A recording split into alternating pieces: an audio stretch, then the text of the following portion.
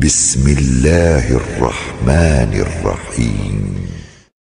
আর-রহমান আল্লামাল কুরআন খালাকাল ইনসান।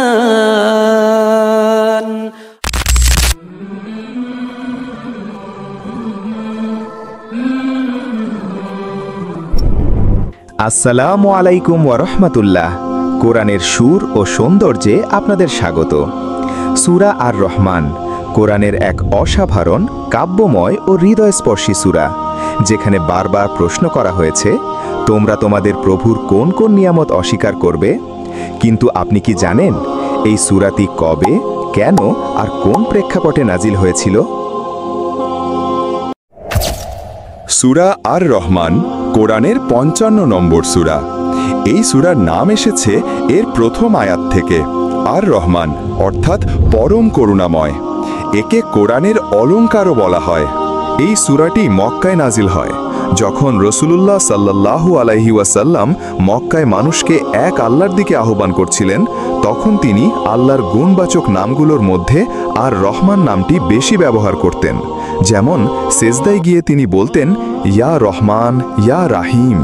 এটি শুনে মক্কার মুশরিকরা, বিশেষ করে আবু জাহেলের মতো নেতারা উপহাস করে বলতো, মুহাম্মদ আমাদেরকে একাধিক খোদার উপাসনা করতে নিষেধ করে, অথচ সে নিজেই আল্লাহ ছাড়া রহমান নামে আরেকজনকে ডাকে। এর পাশাপাশি সেই সময় কুরাইশ মুশরিকরা আল্লাহর অস্তিত্ব, কিয়ামত ও নবুয়তের বাণীকে অস্বীকার করছিল।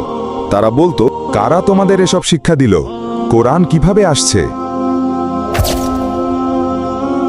তাদের এই অজ্ঞতা ও অধ্যত্বপূর্ণ প্রশ্নের জবাবে আল্লাহ তাআলা এই মহিমান্বিত সূরাটি নাজিল করেন। তিনি সূরাটি শুরুই করেন সেই নাম দিয়ে, যা নিয়ে তারা প্রশ্ন তুলেছিল। আল্লাহ উত্তর দিলেন, আর রহমান আল্লামাল কুরআন, অর্থাৎ পরম করুণাময়, তিনি কুরআন শিক্ষা দিয়েছেন। এই সূরায় আল্লাহ তার অগণিত নিয়ামত ও সৃষ্টি বৈচিত্র্য মানুষের সামনে তুলে ধরেছেন।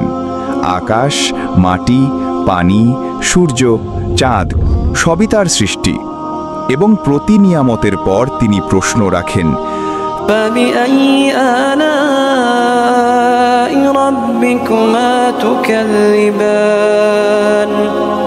অর্থাৎ তোমরা তোমাদের প্রভুর কোন কোন নিয়ামত অস্বীকার করবে?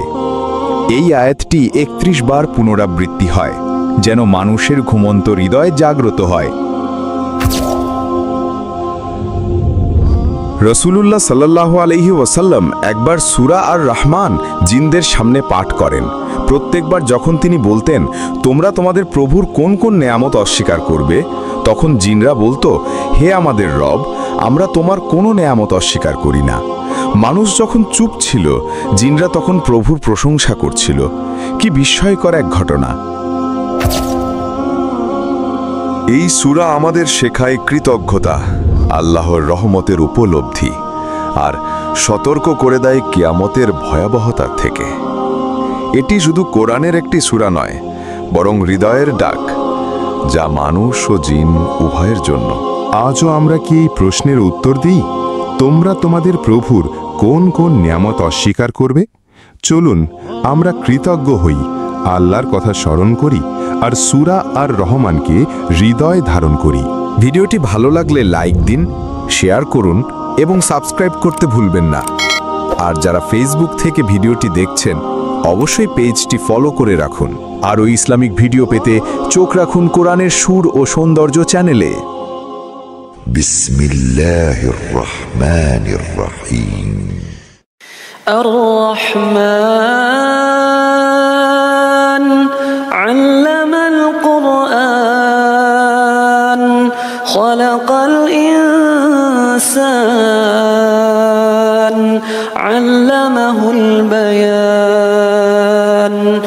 الشمس والقمر بحسبان والنجم والشجر يسجدان والسماء رفعها ووضع الميزان ألا تطغوا في الميزان وأقيموا الوزن بالقسط ولا تخسروا الميزان